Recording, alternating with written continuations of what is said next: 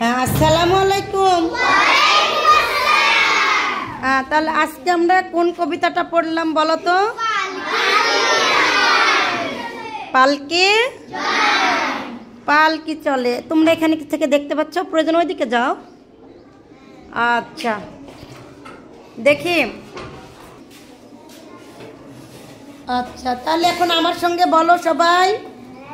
একবার বললাম, আবার আরেকবার বলবা। হ্যাঁ, ভালো আছেন? হ্যাঁ, দেখো, বলো পালকির গান। সত্যেন্দ্রনাথ।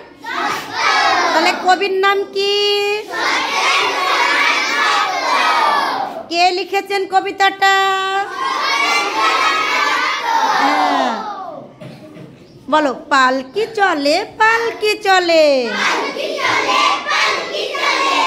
গগন তলে আগুন জ্বলে, স্তব্ধ গায়ে আদুল গায়ে,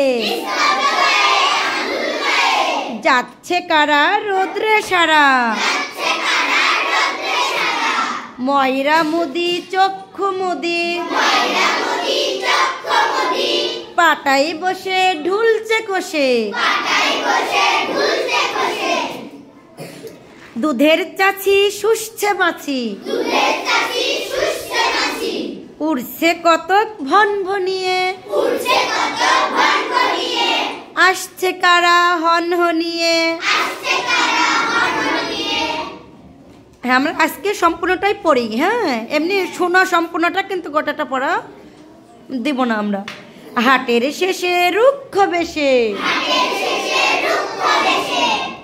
ঠিক দুপুরে ধাই হাঁটুরে, কুকুরগুলো শুকছে ধুলো, ধুকছে কেহ ক্লান্ত দেহ, দেহ দেহ মানে শরীর। হ্যাঁ, গঙ্গা ফড়িং লাফিয়ে চলে, গঙ্গা ফড়িং লাফিয়ে চলে, বাঁধের দিকে সূর্য ঢলে, বাঁধের দিকে পালকি চলে রে, অঙ্গ ঢলে রে, অঙ্গ ঢলে রে, আর দেরি কত,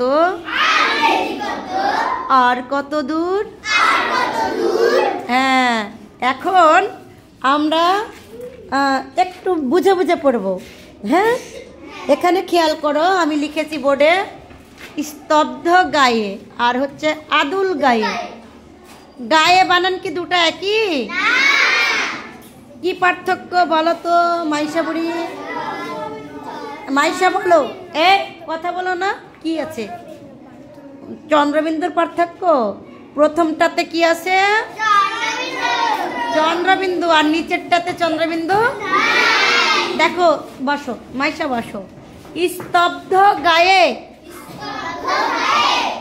স্তব্ধ গায়ে কি মানে? যেটাতে চন্দ্রবিন্দু আছে, এই গা মানে গ্রাম, গা মানে কি বলো? স্তব্ধ গায়ে মানে নীরব গ্রামে, নীরব মানে চুপচাপ, নিশ্চল। হ্যাঁ, নিশ্চল মানে যেখানে কি দুপুরবেলা কি সবাই কি করে? কেউ ঘুমায়, কেউ খায় দেয়, রেস্ট নেয়।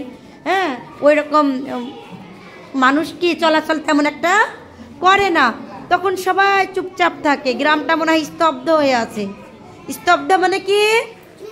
চুপচাপ। হ্যাঁ, মারুফ কি বলে? স্তব্ধ মানে আর গা মানে কি? চন্দ্রবিন্দু থাকলে ওই গা মানে কি? ইসমাইল, গ্রাম। Very good.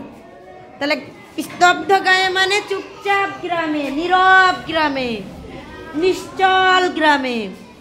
আর আরেকটা আছে আদুল গায়ে। আদুল মানে জামা কাপড় নাই, খালি গায়ে। যারা জামা কাপড় পরে না, খালি গায়ে হও না তোমরা গোসলের টাইমে ছেলেরা, ওইটাকে বলা হয় আদুল গায়ে। এই গা মানে শরীর। যে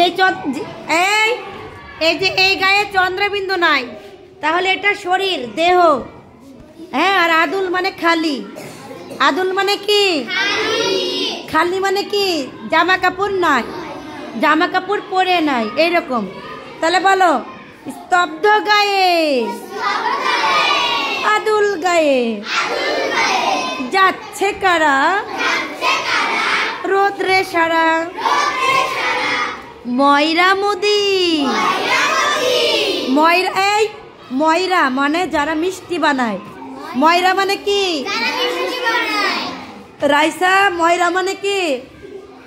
যারা মিষ্টি বানায়। মেহরিমা, ময়রা মানে কি?